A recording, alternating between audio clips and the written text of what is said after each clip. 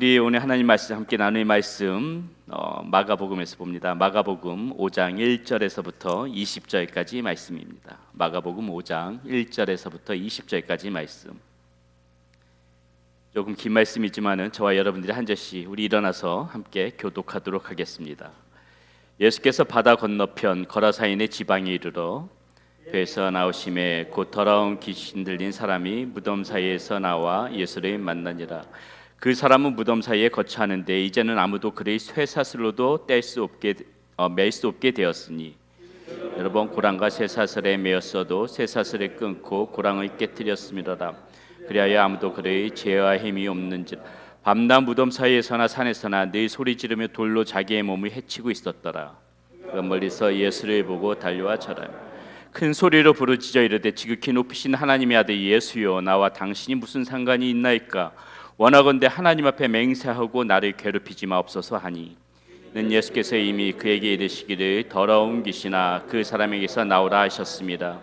이에 물으시되 내 이름이 무엇이냐 이르되 내 이름은 군대니 우리가 많음이니이다 하고 자기를 그 지방에서 내보내지 마시기를 간구하더니 마침 거기 돼지의 큰 떼가 산 곁에서 먹고 있는지라 간구하여 이르되 우리를 돼지에게로 보내어 들어가게 하소서 하니, 허락하신데 더러운 귀신들이 나와서 돼지에게로 들어가매 거의 2,000마리 되는 떼가 바다를 향하여 비탈로 내리다라 바다에서 몰사하거늘 치던 자들이 도망하여 읍내와 여러 마을에 말하니 사람들이 어떻게 되었는지를 보러 와서 예수께서 이르러 그 귀신 들렸던 자 곧 군대 귀신 집혔던 자가 옷을 입고 정신이 온전하여 앉은 것을 보고 두려워하더라. 돼지의 일을 본 자들이 그들에게 알림해 그들이 예수께 그 지방에서 떠나시기를 간구하더라. 그래서 배에 오르시 허락하지 아니하시고 그에게 이르시되 집으로 돌아가 주께서 내게 어떻게 큰 일을 행하사 너를 불쌍히 여기신 것을 네 가족에게 알리라 하시니, 그가 가서 예수께서 자기에게 어떻게 큰 일을 행하셨는지를 데가볼리에 전파하니 모든 사람이 놀랍게 여기더라. 아멘. 예, 자리에 앉으시겠습니다. 기도합니다. 하나님 감사합니다. 이 시간에도 우리 주님께서 주시는 말씀을 받습니다. 하나님 이 말씀을 통하여서 더욱더 주님을 깊이 알아가는 시간 되어지게 하여 주시고, 하나님께서 주시는 말씀을 깨달아 더욱더 삶 속에서 주님의 말씀을 실행하며 살아가는 우리의 모습 되어질 수 있도록 인도하여 주시옵소서. 하나님 앞에 예물을 올려드립니다. 이 예물이 쓰여지는 것마다 하나님 온전히 하나님께서 큰 영광 받아주시고 주님의 일을 위하여 쓰임받는 예물이 되어지게 하여 주시고, 바친 손길 기억하여 주시사 우리 사랑하는 성도님들 형편이 어렵지 않도록 늘 주님께서 지키시고 보호하여 주시고 인도하여 주시옵소서. 우리 주 예수 그리스도의 이름으로 감사하며 기도드렸습니다. 아멘. 이 성경에는 귀신, 사탄, 마귀 이런 단어가 약 190여 회가 나옵니다. 분명히 이런 영적인 존재가 있다는 것을 성경에서는 강력하게 증언해주고 있는 것이죠. 오늘 우리가 이 본 말씀 가운데도 보게 되면은 귀신이라는 단어가 나오죠. 한글로 번역된 성경에 보게 되면은 이 귀신이라고 쓰여진 단어가 약 102회가 나옵니다. 그런데 사실 우리나라 사람들에게 이 귀신이라는 이 존재는 우리가 알고 있는 사탄과는 좀 다른 오해의 여지로 우리나라 사람들은 많이 알고 있지요. 이 네이버 국어 사전에 이 귀신이라는 단어를 검색해서 보니까는 이렇게 나와 있습니다. 사람이 죽은 뒤에 남는다는 넋, 이렇게 표기가 되어져 있어요. 자, 그러므로 우리는 이 귀신, 성경에서 말하는 이 귀신은 혼동해서는 안 된다는 것입니다. 성경에서 말하고 있는 이 귀신은 이런 죽은 영혼이 아니라 이렇게 사전에서 검색해서 나오는 그 죽은 다음에 남는다는 넋, 이런 귀신이 아니라 이 사탄, 마귀와 동일한 의미로 우리들은 이것을 이해해야 한다는 것이죠. 자, 사탄은 여러분 잘 알다시피 타락한 천사로 이렇게 묘사되어져 있습니다. 이사야 14장 12절 15절에서는 이 사탄을 잘 묘사하는 이런 구절이 나오는데요. 한번 보겠습니다. 너 아침의 아들 계명성이여 어찌 그리 하늘에서 떨어졌으며 너 열국을 엎은 자여 어찌 그리 땅에 찍혔는고, 네가 네 마음에 이르기를 내가 하늘에 올라 하나님의 뭇별 위에 내 자리를 높이리라. 내가 북극 지폐의 산 위에 앉으리라. 가장 높은 구름 위에 올라가 지극히 높은 이와 같아지리라 하는도다. 그러나 이제 내가 스올 그 구덩이 맨 밑에 떨어짐을 당하리로다. 자, 이렇게 사탄이 묘사하는 이야기죠. 요한계시록 12장 7절에서부터 9절에도 보면은 이 사탄이 하늘에서부터 어떻게 쫓겨나게 되었는지 그 상황을 묘사해 주는 구절에 또 만나게 됩니다. 이렇게 나와 있습니다. 하늘에 전쟁이 있으니 미가엘과 그의 사자들이 용과 더불어 싸울세 용과 그의 사자들도 싸우나 이기지 못하여 다시 하늘에서 그들이 있는 곳을 얻지 못한지라 큰 용이 내쫓기니 옛 뱀 곧 마귀라고도 하고 사탄이라고도 하며 온 천하를 꿰는 자라. 그가 땅으로 내쫓기니 그의 사자들도 그와 함께 내쫓기니라. 이렇게 지금 묘사되어져 있죠. 이렇게 사탄은 하늘로부터 쫓겨난 존재다 분명히 이야기해주고 있습니다. 자, 사탄이 하늘로부터 쫓겨난 것과 그렇다면 우리와 도대체 무슨 상관인가? 유감스럽지만은 깊은 관계가 있습니다. 요한계시록에서는 계속해서 무엇이라고 얘기하냐면요, 이 하늘로부터 쫓겨난 이 사탄의 그 상태를 이렇게 계속해서 이야기해주고 있는데 12장 12절에 이렇게 얘기합니다. 그러므로 하늘과 그 가운데에 거하는 자들은 즐거워하라. 그러나 땅과 바다는 화 있을진저 이 마귀가 자기의 때가 얼마 남지 않은 줄을 알므로 크게 분내어 누구에게 내려갔습니다? 너희에게 내려갔습니다 하더라. 이렇게 지금 이야기하고 있다는 거죠. 사탄이 우리를 찾아 내려왔음을 이야기합니다. 크게 분내어서 사탄이 우리한테 찾아와서 도대체 우리에게 한 일이 무엇인가? 왜 우리를 찾아왔나? 우리를 찾아와서 도대체 사탄은 무슨 짓을 벌인 것인가? 사탄이 우리를 찾아서 한 일은 바로 우리들을 타락시키는 것의 그러한 일들을 했다는 것이죠. 하나님으로부터 떨어져 나가게끔 타락시키는 일. 자, 우리들이 죄 가운데 타락시켜야만이 이 하나님의 마음을 가장 아프게 할 수 있다는 것을 사탄은 누구보다도 잘 알고 있었던 것입니다. 사탄이 하늘로부터 쫓겨나서 이 땅에 분내면서 왔을 적에 사탄은 결심했던 거예요. 하나님이 가장 사랑하는 존재, 바로 우리들을 죄로 타락시켜서 하나님과 멀어지게 하자. 사탄은 것에 작심하고 우리 가운데 내려왔다는 것이 오늘 우리가 이 말씀 가운데서 알 수 있는 대목입니다. 자, 사탄은 하나님께서 무엇을 가장 싫어하는지 정확히 알고 있어요. 하나님께서 그토록 싫어하시는 이 죄가 어떻게 어디서부터 발생되어지는지 그것을 사탄은 누구보다도 명확히 압니다. 하나님의 자리를 차지하고자 하는 그 교만한 마음, 거기서부터 이 죄가 발생되어짐을 사탄은 분명하게 알고 있는 것이죠. 왜요? 자신이 실제적으로 그런 것을 행해 봤으니까는, 자신이 그것을 직접적으로 실천해 봤으니까는, 그렇게 실천함으로 인해 가지고 하나님께서 얼마나 진노하시고 하나님이 그것을 얼마나 싫어하시는지를 사탄은 분명히 알고 있으니까는 그 방법 그대로 사탄은 우리에게 찾아온다는 것이죠. 그래서 이 땅에서 접근해 갔던 이 사탄이 했던 것이 무엇입니까? 창세기 3장 5절을 보게 되면은 분명하게 사탄의 그 목적이 이렇게 나오지요.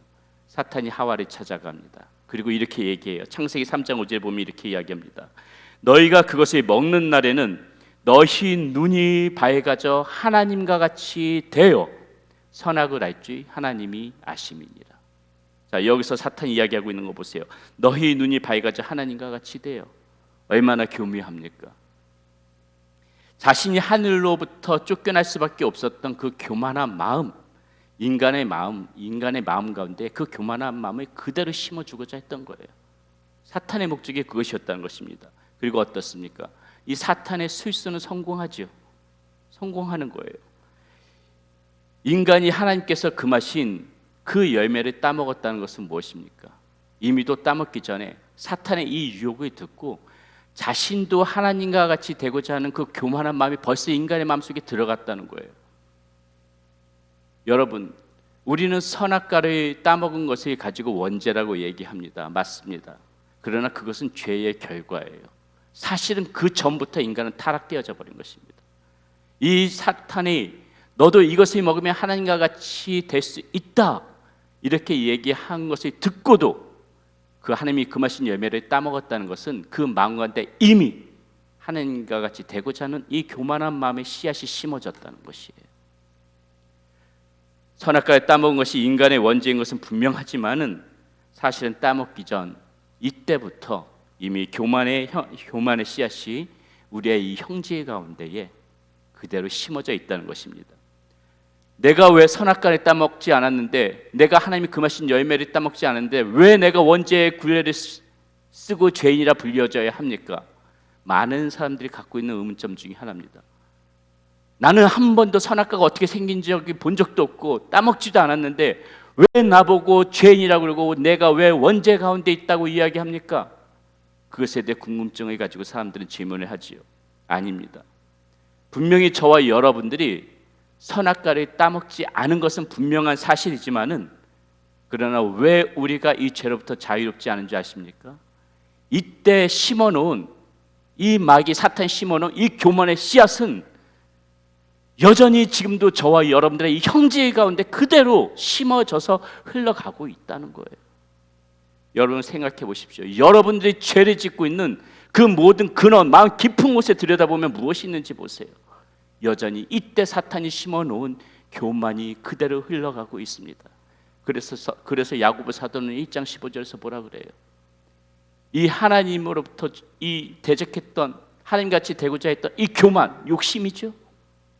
이 욕심이 잉태한즉 무엇을 낳고? 죄를 낳고, 이 죄가 장성한즉, 죄가 자라서 무엇을 낳아요? 사망을 낳는다. 누구나 이 죄로부터 자유로울 수가 없었다는 것입니다. 이때 심어진 이 교만, 이 교만에 대한 이 죄, 이것이 우리의 심령 가운데 그대로 있기 때문에 오늘도 우리는 이 죄 가운데 그대로 쓰러지고 넘어지는 것이 얼마나 자주 있습니까? 누구도 하나님 앞에서 나는 죄인이 아니라고 얘기할 수가 없는 것입니다. 필연코 사망으로 기결되어질 수밖에 없는 이 죄, 여전히 우리의 몸속에 잉태되어져서 계속적으로 흘러가고 있는 이 교만의 죄, 우리의 힘으로는 도무지 해결할 수 없는 이 근원적인 원죄, 이거 어떻게 우리가 이 죄의 속박으로부터 벗어날 수 있습니까? 이 죄의 속박으로부터 어떻게 우리가 해방되어질 수 있어요? 성경에서는 분명히 말합니다. 오직 우리 주 예수 그리스도를 믿음으로만, 오직 우리 주 예수 그리스도를 믿음으로만, 예수 그리스도께서 흘리셨던 그 십자가 보혈의 피가 우리의 죄 가운데 덮어져서 우리들을 구속할 때만 우리는 이 영원히 흐를 수밖에 없을 것 같은 이 죄의 흐름을 끊고 하나님의 자녀로 그렇게 다시 살아날 수가 있다고 성경에서는 분명히 이야기하고 있는 것이에요. 그렇기 때문에 우리들은 오늘도 이 예수 그리스도를 믿는 믿음 가운데에 굳건히 서면서 살아가야 되는 거예요. 그렇게 살아가야만이 이 영원히 저주같이 끊을 수 없는 이런 죄로부터 자유로울 수가 있기 때문에 우리는 오늘도 믿음 가운데 살아가야 되는 것이죠. 사랑하는 여러분, 그러나 우리는 여전히 방심해서는 안 돼요. 방심해서는 안 되는 겁니다. 믿는 자라고 해서 사탄이 우리를 포기하지 않아요. 사탄은 믿는 자나 믿지 아니하는 자나, 지금도 우는 사자와 같이 어떻게 서든지 간에 하나님과 우리 사이를 끊어놓기 위하여 우리들을 삼키려고 하고 있습니다. 사탄은 우리의 생각보다 훨씬 가까이 있다는 거 여러분 그것을 아셔야 돼요. 사탄은 결코 멀리 있는 존재가 아니에요. 그래서 우리는 오늘 이 말씀 가운데서 이 귀신 들렸던 이 사람의 모습을 보면서 우리가 사탄에 대하여 알아야 할 것이 무엇인지, 비지기 백전백승, 사탄에 대하여 알아야지, 그 계략에 대해서 알아야지 우리가 그것에 대해서 대비하고 준비하고 이겨나갈 수 있는 거 아니겠습니까? 그래서 우리가 우리 사탄에 대해서 오늘은 조금 더 구체적으로 살펴보려고 합니다. 자, 사탄에 대하여 우리는 무엇을 알아야 할까요? 첫 번째, 사탄은 우리의 영과 육을 황폐시키는 존재라는 것을 분명히 인식하셔야 됩니다. 우리의 영과 육을 다 황폐시켜버려요. 본문 3절에서 5절 말씀 보겠습니다. 그 사람은 무덤 사이에 거쳐 하는데 이제는 아무도 그를 쇠사슬로도 맬 수 없게 되었으니 이는 여러 번 고랑과 쇠사슬에 매였어도 쇠사슬이 끊고 고랑을 깨뜨렸음이로라. 그리하여 아무도 그를 제어할 힘이 없는지라. 밤낮 무덤 사이에서나 산에서나 늘 소리 지르며 돌로 자기의 몸을 해치고 있었더라. 자, 여러분, 하나님과 이 사탄의 가장 큰 차이점이 무엇인지 아세요? 우리 하나님은요, 우리의 영과 육을 너무나도 소중하게 생각하세요. 가꾸시고 보살피시고 혹이라도 그릇된 길로 갈까? 우리 하나님은 노심초사하시면서 우리 영과 육을 늘 지키시면서 안전하게 보호해 주시기를 원하신다는 거예요. 하나님은 그런 분이세요. 그것을 너무나도 잘 알고 있는 다윗은 무엇이라고 고백합니다. 무엇이라고 고백합니까? 내가 사망의 음침한 골짜기를 지날지라도 해를 두려워하지 않을 것은 주께서 나와 함께 하심이라. 주의 지팡이와 막대기가 나를 안위하심이니이다. 우리 하나님께서는 또 뭐라고 말씀하세요? 네가 물 가운데 지날 때에도 너와 함께 할 것이다. 강을 건널 때 물이 너를 침몰하지 않을 것이며 네가 불 가운데 지날 때 타지도 아니할 것이요 불꽃이 너를 사르지도 아니하리니. 우리 하나님께서 그러시 이 정도로 우리들을 늘 지켜보시면서 애지중지 우리들을 지키시고 영혼을 육신을 소중히 가꾸시기를 원하신다는 것입니다. 혹이나 상할까 다칠까 늘 노심초사하시는 분이 하나님이시라는 거예요. 성경에서는 그런 하나님의 마음을 일일이 헤아리기도 힘들 만큼 너무나도 많은 그런 말씀들이 나와 있습니다. 우리를 자녀라 불러주시고 때로는 신부처럼 여겨주시면서 그 하나님의 말씀 속에서 우리들을 너무 아끼시고 소중히 여기신다는 것을 우리는 알 수가 있을 것입니다. 성경에 많은 부분들이 있지만 여러분 기회가 되시면 아가서를 꼭 한번 읽어보세요. 그 아가서에 그 하나님께서 우리들을 얼마나 사랑하는지가 너무나도 풍성하게 묘사되어져 있습니다. 아마 아가서를 읽다 보게 되게 되면은 그 하나님의 마음을 너무나도 여러분 잘 아실 거라고 생각되십니다. 자, 그러나 사탄은 어떻습니까? 사탄의 특징을 보면은요, 우리의 본성을 철저하게 이용합니다. 여러분, 우리가 분명히 아셔야 될 것이 있습니다. 우리가 하나님의 마음을 가지고 의지적으로 우리가 우리의 삶을 다스리지 않으면요, 우리의 본성에 내맡기게 되면은 우리의 본성은 반드시 악한 길로 빠져나가게 돼 있어요. 말씀드렸지만은 이 사탄이 심어놓은 교만의 씨앗이 없어진 것이 아니에요.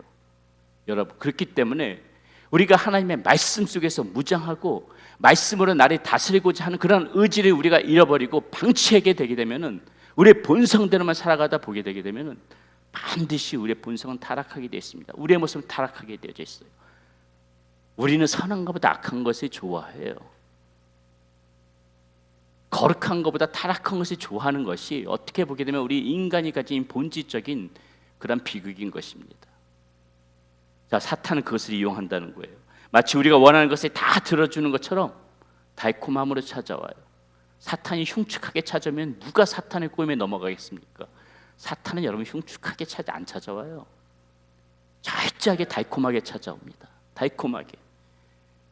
그러나 그것을 가만히 들여다보면 어떻습니까? 사탄이 우리 가운데 채워놓는 것들은 이러한 육신의 정욕, 안목의 정욕, 이생의 자랑 이런 것들만 다 채워놓고 결국 그것이 좋다 하면서 지내다 보면 어떻게 돼요? 이미 우리는 하나님과 너무나도 멀리 떨어져 있는 거예요.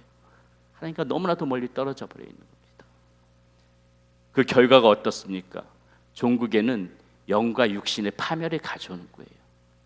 그것이 좋다 하고 집착하고 그것에 욕심을 내다 살아가다 보게 되게 되면 나도 모르는 사이에 내가 하나님과 멀리 떨어져 있고 영과 육신이 다 황폐해져 있는 것을 발견할 뿐이라는 것입니다. 물질에 대한 집착, 욕심 마찬가지지요. 여러분 잘 아실 겁니다. 이것에 지나치다 보게 되면은 여러분 신앙생활에 대해서 어디 부지런히 신앙생활 할 수 있던가요? 나도 모르게 게을러져요. 그렇게 게을러지다 보면 어떻게 됩니까? 우리 영혼까지 말라가게 돼요.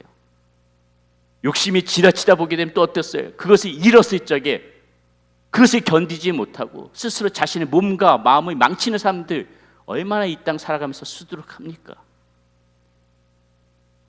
여러분 수많은 중독들을 보세요. 수많은 중독들, 술 중독, 도박 중독, 섹스 중독, 게임 중독. 처음에는 그것이 그렇게 심각하게 시작하지 않았을지 모르겠습니다. 그러나 사탄은 어때요? 그 틈을 반드시 비집고 들어가 버려요. 그 틈을 비집고 들어가서 우리의 육신과 우리의 영혼을 나락으로 떨어뜨려 버리는 거예요. 사랑하는 여러분, 사탄은 우리와 가까이 있음을 반드시 기억해야 합니다. 사탄 멀리 있지 않아요. 영적 민감성을 가지고 우리는 분명히 분별할 줄 알아야 한다는 것입니다. 기억하십시오. 내가 지금 하고 있는 일들 가운데에 내 육체와 내 영혼을 황폐시켜드리는 그 일이 있다면 당장 멈추셔야 돼요. 당장. 하나님의 일은 내 영과 내 마음과 내 육신을 소생케 하고 상쾌케 하고 맑게 하는 것이지, 황폐케 하는 것은 반드시 사탄의 일입니다. 멈추셔야 되는 거예요. 우리의 본성을 자극하는 그 속임수에 넘어가시면 안 되는 것이에요. 자, 두 번째, 사탄에 대해 알아야 할 것이 있습니다. 사탄은 예수 그리스도 이름 앞에 반드시 굴복한다는 겁니다. 예수 그리스도 이름 앞에 반드시 굴복해요. 본문 6절에서부터 8절에 봅니다. 그가 멀리서 예수를 보고 달려와 절하며 큰 소리로 부르짖어 이르되 지극히 높으신 하나님의 아들 예수여, 나와 당신이 무슨 상관이 있나이까? 원하건대 하나님 앞에 맹세하고 나를 괴롭게 마옵소서 하니, 이는 예수께서 이미 그에게 이르시기를 더러운 귀신아 그 사람에게서 나오라 하셨습니다. 사탄은 우리를 유혹해서 영과 육을 황폐케 하는 그런 존재이지만 결코 두려운 존재는 아닙니다. 사탄은 여러분 잘 아셔야 돼요. 사탄은 더러운 것이지 무서운 존재, 두려운 존재가 아니에요. 예수님도 사탄을 부를 때 분명히 계속해서 언급해서 얘기합니다. 어떻게 부르세요? 더러운 귀신아, 더러운 귀신아, 더러운 귀신아, 이렇게 부른다는 거예요. 왜 사탄이 두려운 존재가 아닙니까? 사탄이 아무리 기를 쓰고 해도 예수 그리스도 이름 앞에 반드시 굴복할 수밖에 없기 때문에 그래요. 방금 본 말씀에서도 그 흉측한 사탄은 어떻습니까? 멀리서부터 예수님을 보고 달려왔다 그래요. 그리고 예수님 앞에 무릎 꿇고 엎드립니다. 그러면서 말하지요. 나를 쫓아내지 말아주세요. 누가복음 10장에 보면 전도를 나갔던 70인이 예수님께 돌아와 하는 말이 있습니다. 이렇게 나와요. 70인이 기뻐하며 돌아와 이르되 주여, 주의 이름이면 귀신들도 우리에게 항복하더이다. 예수께서 이르시되 사탄이 하늘로부터 번개같이 떨어지는 것을 내가 보았노라. 주의 이름이면 귀신들도 우리에게 항복하더이다. 제자들이 확인한 거예요. 이렇듯이 사탄은 예수 그리스도 앞에 반드시 굴복하는 것이죠. 그렇다면 여기서 한 가지 궁금증이 있습니다. 예수님 앞에 사탄이 굴복한다는 것은 알겠는데, 그렇다면 과연 우리에게도 그러한가? 과연 우리에게도 그렇게 굴복한가? 대답은 예스예요. 예스. 우리에게 힘이 있어서가 아닙니다. 예수 그리스도를 믿는 우리에게 하나님이 약속해 주신 것이 있어요. 그것이 뭐냐면은 하나님의 자녀가 되는 권세를 주시는 약속을 주셨어요. 예수 그리스도를 믿는 우리에게 하나님의 자녀가 되는 권세, 이 하나님의 자녀가 되는 권세가 있는데 사탄이 어떻게 굴복하지 않을 수가 있겠어요? 요한복음 1장 12절에서 분명히 말하죠. 영접하는 자, 곧 그 이름을 믿는 자들에게는 하나님의 자녀가 되는 권세를 주셨다. 분명히 말씀하고 계시는 거예요. 예수 그리스도를 영접한 우리는 하나님의 자녀가 되었으니 사탄이 아무리 센 척하면서 우리를 속여도 우리는 그 사탄을 굴복시킬 힘을 분명히 가지고 있다는 거예요. 우리에게 다 있다는 거예요. 그런데 왜 우리는 자꾸 영적인 싸움에서 넘어집니까? 왜 자꾸 영적인 싸움에서 지는 것이에요? 다시 한번 말씀드리지만은 우리에게 힘이 없어서가 아니에요. 문제는 우리가 이 사탄의 유혹을 거부할 분명한 의지를 갖고 살아가느냐, 사실 그것이 저와 여러분들 솔직한 문제라는 거예요. 우리가 힘이 없어서 지는 것이 아니라 저 사탄의 유혹을 진짜 내가 거부할 의지가 있느냐, 맞서 싸울 의지가 있느냐, 그것을 분명히 가지고 살아가느냐, 그게 문제라는 것이죠. 우리는 절대로 사탄과의 싸움에서 지지 않습니다. 그러나 그 싸움을 포기할 수는 있어요. 싸움을 포기할 수는 있어요. 우리의 넘어짐의 원인이 바로 이 포기에서부터 나오는 거예요. 우리가 포기했기 때문에 넘어지는 거예요. 힘에서 밀리는 게 아니에요. 사랑하는 여러분, 우리가 왜 포기하는지를 곰곰이 그렇다면 생각해 봐야 돼요. 냉정하게 들여다보면은 정말 이 사탄이 가져다 주는 그 향연에 내가 젖어서 살아가고 있는 것은 아닌지, 그 달콤함이 아닌 척하면서도 혹시나 죽이고자 하는 마음이 나에게 있는 것은 아닌지, 그거 냉정하게 봐야 되는 거죠. 아차하는 그 순간에 소단에 그 물속이 이렇게 끓으면서 서서히 죽어가는 개구리처럼 아차하는 순간에 우리가 이렇게 육신과 영혼이 얼마든지 말라갈 수가 있다는 거예요. 마태복음 12장에 보면 기가 막힌 이야기가 나옵니다. 귀신이 한 집에서 나갔어요. 돌아다녀도 자신이 거처할 것이 없으니까 다시 나갔던 그 집에 돌아옵니다. 근데 그 집이 깨끗하게 이렇게 청소가 되어져 있으니까 어떻게 해요? 사탄이 자기 혼자만 들어오는 것이 아니라 자기 친구 귀신 7명을 데리고 들어와요. 여러분, 이것이 무엇을 의미합니까? 하나님께서는 우리들이 이 마귀의 속박에서부터 벗어나게끔 우리들 안에서 마귀를 쫓아내 주시고 우리의 이 속을 깨끗하게 청소해 주셨어요. 그렇죠? 이렇게 채워졌으면은 이 안에 예수님으로 채워져야 되잖아요. 예수님이 기거하게 하셔야 되는데 채워놓은 채 방치하는 거야. 비워놓는 거야. 그러니까 사탄이 다시 찾아오는 거예요. 예수 그리스도로 인하여 깨끗하게 비워졌으면은 거기에다가 말씀으로, 찬양으로, 기도로 이렇게 채워놔야지 사탄이 이 집에는 이제 누군가 새로 들어왔네? 자기 집이 아닌 줄 알고 깨끗이 잊어버리는데 아무것도 안 채워져 있고 빈 집으로 냅두고 있으니까는 사탄이 돌아서 오니까 아직도 거기가 자기 제 집인 줄 알고 또 찾아 들어온다는 거예요. 기가 막힌 얘기합니다. 우리가 이 마음의 집을 반드시 채워야만이 이렇게 사탄과 강력하게 싸울 수가 있다는 것입니다. 이제는 물리쳐야 돼요. 이제부터라도 거부하고 예수 그리스도의 이름으로 대적해야 하는 겁니다. 우리에게 충분한 그런 권세가 있음을 반드시 기억하십시오. 우리가 싸고자 한다면은 사탄은 반드시 굴복할 것입니다. 마지막으로 사탄에 대하여 알아야 할 거, 사탄은 끝까지 우리 곁에 머무르고자 할 거라는 것을 우리는 분명히 알고 있어야 돼요. 10절에서부터 13절의 말씀 보겠습니다. 자기를 그 지방에서 내보내지 마시기를 강구하더니 마침 거기 돼지의 큰 떼가 산 곁에서 먹고 있는지라 이에 강구하여 이르되 우리를 돼지에게로 보내어 들어가게 하소서 하니 허락하신데 더러운 귀신들이 나와서 돼지에게로 들어가며 거의 2,000마리 되는 떼가 바다를 향하여 비탈로 내리다라 바다에서 몰사하거늘 이렇게 나와 있죠. 사탄이 지금 예수님께 요구하는 거 보세요. 그 지방에서 내보내지 말기를 지금 이렇게 요청하고 있어요. 이것은 무엇을 의미합니까? 우리와 사탄과의 싸움이 단기간에 그칠 싸움이 아니라는 거예요. 단기간에 그칠 싸움이 아니에요.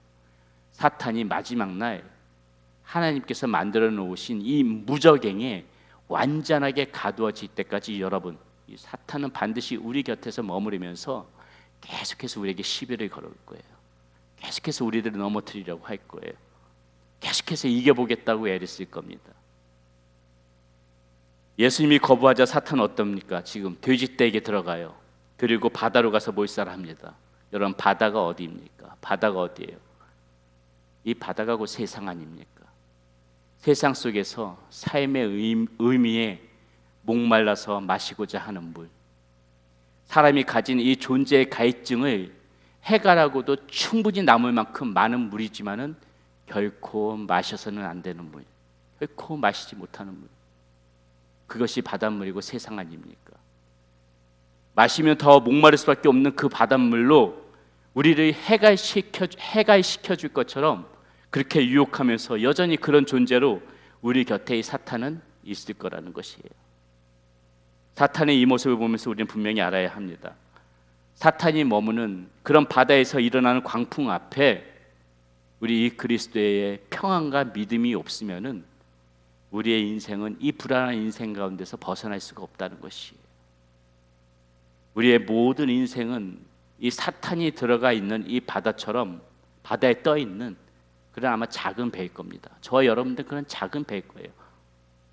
우리가 띄워놓은 이 배가 이 망망대해 거친 바다 그리고 광풍 앞에 정말 꺼져가는 촛불처럼 매일매일 이렇게 위태로운 삶을 살아가고 있는 것처럼 보이는 그러한 작은 배가 저와 여러분들이 타고 있는 배일지 모르겠지만은 여러분, 우리가 분명히 아셔야 할 것, 이 작은 배에도 예수님이 타고 계시면은 그 배는 분명하게 안전할 거란 겁니다. 그 배는 분명히 안전해요. 사탄이 풍랑을 일으켜서 우리를 침몰시키려고 하여도 우리의 배에 예수님만 계시면은 우리는 이 거센 풍랑도 충분히 헤쳐나갈 수가 있다는 거 우리는 반드시 생각하면서 살아가야 됩니다. 네, 말씀 정리합니다. 우리 찬양팀 준비해 주시고요. 사탄은 여러분 분명히 우리 곁에 가까이 있습니다. 그러나 결코 우리를 이기지 못해요. 결코 이기지 못할 것입니다. 우리에게는 하나님의 자녀만이 갖고 있는 그 예수 그리스도의 이름의 능력이 있기 때문에 그래요. 우리는 그것을 가지고 살아가는 사람들입니다. 그러니 여러분, 끝까지 포기하지 말고 싸우십시오. 사탄이 유혹하고 넘어뜨리려고 하게 되면 끝까지 물리치시고 여러분들이 가진 권세로 담대하게 물리치십시오. 싸우세요. 하나님께서 여러분들과 함께 하십니다. 우리가 함께 찬양을 부릴 때 이 말씀을 준비하면서 내내 생각나는 찬양이 있었어요. 이 찬양의 가사에 보게 되면 여러분 잘 아시는 겁니다. You raise me up이라고, 이 한국말 번안으로 내 영혼 지치고라는 찬양인데요, 거기 가사에 보면 이런 말이 나옵니다. 주날 일으켜 산 위에 세우네, 거친 바다 위 걷게 하시네, 주만 의지할 때 강함 주네, 크신 능력 내게 부어 주시네. 저와 여러분 하나님께서 반드시 붙잡아 주시고 세우시고 지켜주시고 인도해 주실 것입니다. 이번 한 주도 힘있게 살아가시기를 바라겠습니다.